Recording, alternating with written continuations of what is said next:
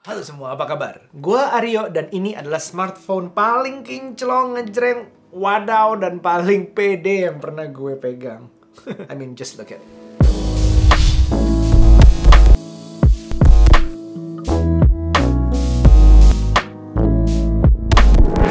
Adalah Realme GT Neo 2, GT Neo 2 kalau suruh bahasa Indonesia. Tuh, nyebutnya aja udah wadaw banget. Wow, oke, kita mulai ya reviewnya ya. Oke, gue terima smartphone ini sekitar seminggu lalu dan gue tes untuk tahu lebih dalam tentang smartphone ini. Kita mulai dari tentunya luarnya dulu. Faktor paling ngagetinnya kita bisa bahas sekarang. Gini, gue udah beberapa kali review Realme. Lo bisa lihat sendiri videonya di channel gue. Memang sih, menurut gue smartphone-nya nggak ada yang biasa aja. Kayak biasa tuh nggak ada di kamusnya Realme. Nah, gue dikirimin nih GT Neo 2, baru banget. Dari namanya, gue nggak kenal. Karena nama Neo aja tuh seingat gue nggak pernah kesebut oleh Realme Indonesia. Ada sih GT Neo di luar sana, tapi GT itu sepertinya masuk ke Indonesia langsung GT Neo 2 dan GT Master Edition. Positioningnya, ini bukan flagship paling paling termahalnya mereka punya di sini. Tapi middle up lah, flagship entry level. Karena flagship terutamanya ada di X Series.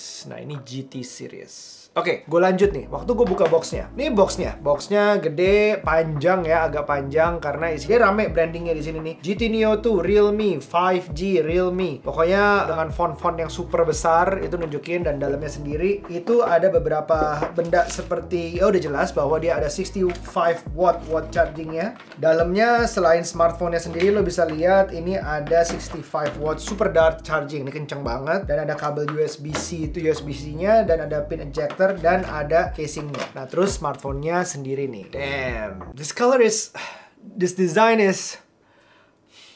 Oke, gue bikin review ini aja susah menemukan kata yang tepat. Warna yang mereka sebut untuk yang ini adalah Neo Green. Ada juga warna lainnya Neo Blue. Semua orang tahu bahwa kata Neo itu artinya ya baru atau new lah. Mungkin yang ingin disampaikan Realme, tapi semoga enggak ya, bahwa hijau yang baru tuh ya begini, hijau yang bakal ngetren tuh begini, bahwa biru yang baru tuh ya begitu seperti Neo Blue itu. Gue sendiri kalau denger Neo itu dan ngelihat hijau, kok ingetnya You take the blue pill.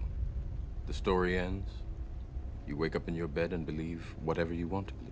Ya itulah. Tapi ya, gini. Bukannya gimana, tapi walaupun bukan gue, ini gue yakin ada marketnya juga. Feel-nya warna terang begini, dengan print yang bold, dan ada, ini Realme-nya gede banget, dan ada Dare to Leap banyak diulang-ulang. Ini mungkin akan relate ke jelas generasi yang pertama mungkin lebih muda dari gue. Atau 1-2 generasi bahkan di bawah gue. Atau penggemar, I don't know, modifikasi mobil, atau gamer, atau apalagi, nggak tahu. Mungkin kalian tulis di komen, kira-kira warna seperti ini cocok dengan apa. Selain warnanya ya, ada hal satu sedikit banget yang agak ganggu. Kalau masalah warna mungkin selera ya. Gue prefer sih pakai casing bawaannya tadi yang masuk warna abu-abu agak silikon itu. Tapi ini beda, lihat deh. Kamera ketiganya yang kecil ini itu kayak nggak simetris pas berada di tengah. Ada tulisan 64 megapiksel di tengah, tapi dia lebih ke bawah, lebih deket ke bawah. Padahal bagi gue precision is perfection. Jadi geser dikit aja ke atas, mungkin nggak ganggu di mata karena kerasa. Kalau dilihat lagi jauh tuh ini ada yang off nih gitu. Oke, itu kecil mungkin. Buat gue agak berarti. Moving on, tapi device ini nggak cuma berhenti di desain, karena dalamnya justru menjadi daya tarik yang lebih kena di gue. Price to performance. Ini menggunakan Snapdragon 875G, Snapdragon 875G, kayaknya lebih enak gitu ya.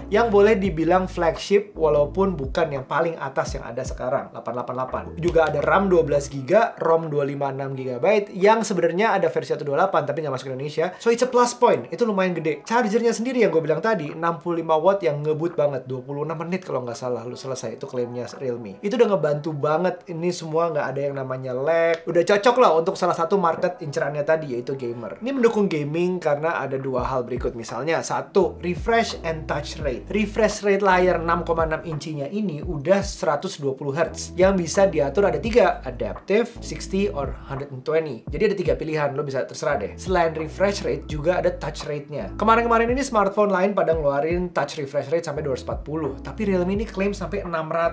Bener-bener dare to leap banget nih dari 240. Bener-bener juara.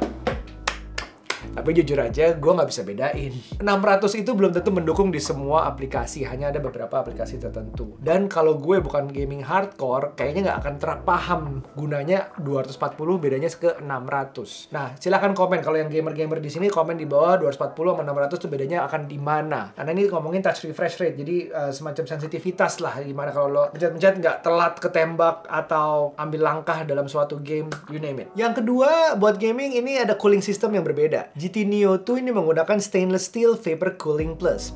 Namanya keren banget. Ada 8 lapis dengan thermal gel berlian untuk menjaga suhunya pas main kita. Lucu juga nih, sebenarnya stainless steel itu harusnya mengantar panas lebih banyak daripada aluminium, tapi ini berhasil meredam. Menarik. Pas gua mainin lama-kelamaan sih juga rasanya nggak begitu cepat panas. Tapi ya sulit juga karena gue sendiri udah nggak keburu betah lama-lama main. Jadi gue, maaf ya, bukan gamer segitunya gitu. Jadi ya mungkin jangan lupa cari reviewnya para gamer juga sih. Lalu kameranya gimana? Oke, ini kamera tadi yang presisinya gue agak komenin dikit, tapi gue kasih cuplikan aja deh hasil foto dan videonya gimana. Silahkan. Menurut gue sendiri kameranya is okay, is good, it's nice to have. Warnanya agak saturated, kontrasnya cukup kuat, sedikit di atas rata-rata. Tapi memang mungkin punya market sendiri sekali lagi, dan ini khasnya Realme. Tapi resolusi kameranya cukup memadai, 64 megapiksel, dan fitur streetnya, Starry, Expert, Ultra, Macro, semuanya berguna pada porosnya masing-masing. Like I said, it's nice to have. Mungkin kamera tadi dan pemilihan penggunaan prosesor flagship bukan menjadi top of the line, menjadikan Realme ini bisa maksimalin banget di fitur di layar dan charger. Dan desain lah ya secara maksimal sambil masih bisa menjualnya karena harganya masih di bawah 6,5 juta, apalagi kalau lo beli sekarang bonusnya banyak banget. Itu semua masih dapat Dolby Atmos, HDR10, under display fingerprint reader, NFC, dual stereo speakers, dan Realme UI 2.0. 6.5 is a bargain sih. Jadi ini performance to value-nya lumayan setara. Mau cari smartphone yang ngebut, responsif, tahan lama buat gaming di bawah 6,5 juta, mungkin ini bisa jadi pilihan. Silahkan dicoba dan komen di bawah ya. Sampai ketemu di video berikutnya. Gue mau ngeceng dulu pakai yang kincong-kincong ini dan woohoo! Bye now. Be nice.